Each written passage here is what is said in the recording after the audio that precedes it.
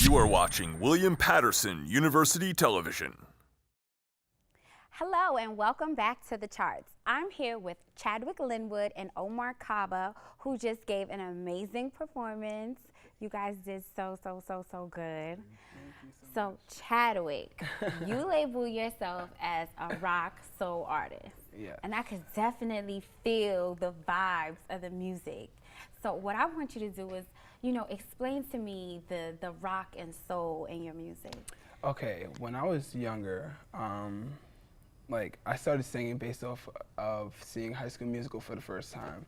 And ever since that, I was just like full force into music. And then that was around like the teenage rock years where everybody's just like, I want to be in a rock band, or I want to be anything that has to do with rock. So I literally was just like, I want to do that, I want to be that, I want to be a Disney Channel, I want to be everywhere that has to be with rock. So that's how I got the rock aspect. And then the R&B is just my heritage. Everybody, we go to church, listen to R&B all the time. My mom plays Patti LaBelle in the kitchen all the time when she's cooking dinner. So that's pretty much how I got into that.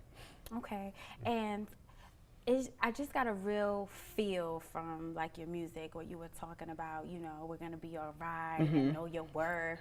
Like very positive, but you got to like the nitty gritty of situations that things aren't perfect and things of that nature. Music is very superficial now. So like what inspires you to be so real in your music? Well, Michael Jackson, pretty much, basically, he's at the top, and he always talked about real situations, and that's what I feel like is missing in industry now, is people who talk about real stuff and not just what they have or the cars that they have, and I just want to be that beacon of light that speaks for, positiveness, and I'm positive myself always, and that's why I like to convey in my music. What would you say is your inspiration, like, behind your music when you're writing? Like, what do you think of? Like, you know what I mean? It's not much like an inspiration. I just tell myself all the time, like, you better write something positive because we're not going to accept anything else. No negativity. No negativity. I mean, that's a good start, because I felt it. Like, it made me feel like, yeah, I might have gone through some stuff, but I'm going to be okay, like, which is cool because some people don't always go that route. So you do have your partner in crime, yes, Omar, I do. AKA Glomar. Yes. And how did you guys come together? We actually went to high school together, so after we Nice. graduated from there, we actually went to the same community college together too, but then he wound up transferring ahead of time before me, and I graduated and I needed a college to actually go to, and I was like, what's close and what's like really affordable, and he was just like, come to Willie P, they have a great music program, and I was like, okay, I'll give it a try. I came here and we got close, and now he's my roommate, and now my best friend, so. So did you guys' friendship always start in music, or were you just regularly friends and then the music came along? I think the first time we actually met was at this singing competition, so I guess you can say it started with music. Yeah. That's so cute. Okay, so you have an album. You're working on an album right now. I am. For your capstone. Yes, I am. Tell me about the process. Like, the process is stressful because I've been working on this. First, it started off as an EP, which is a small music project, and now it's turning into this like full-length project. And I've been working on it for like a year and a half now. wow. And I wanted to finish it, so like I knew that the school could help me finish it. So I was like, I need a project for my capstone, and this could be a perfect solution. And 2 and 2, made 4. So.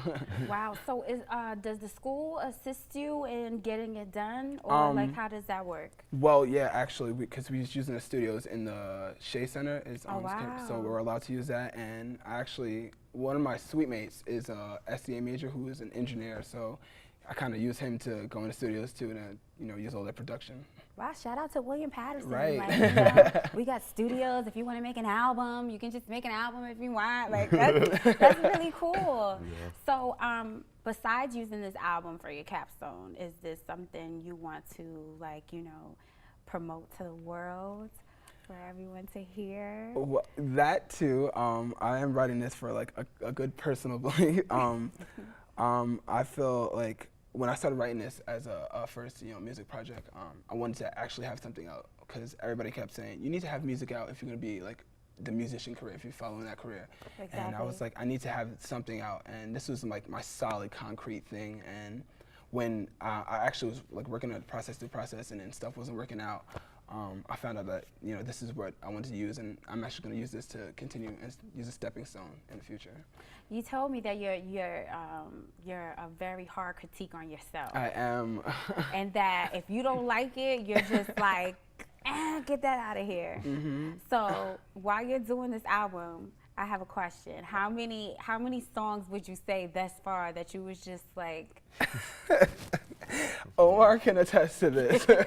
We've literally been in a studio where I would just say, nope, that's not it, and I'll just leave. And then I have to like take a breath just to like listen to it over and like get myself together and just be like, all right, we need to switch things around. We need to tackle things from different angles, and we need to just go full force and head on. And I've done it a lot where I've sat there and critiqued myself like really strongly about what I wanted. Omar, if you like a song, you gotta let him know, no, we're not getting rid of that. Yes, I just said that to him. So. And just the last question before we go, are you guys planning to do this together, like we're gonna make it happen, or are you planning to be like a solo artist? Like, how do you plan to move forward towards your goals in the industry? I feel like me, him, and my other best friend, we move as like a unit, but we also release solo projects together, but we're always there to back each other up. So we're always gonna move as a unit, and we're always gonna be there for each other with solo aspects of us. So okay, supporting each other, Yes. moving together. Okay, Yes. Migos does the same thing. Yes, so they it's do. okay. Thank you so much for Thank coming. you. Well, that's all the time we have for now. Thank you, Chadwyck and Omar. You guys did amazing. Thank you for coming.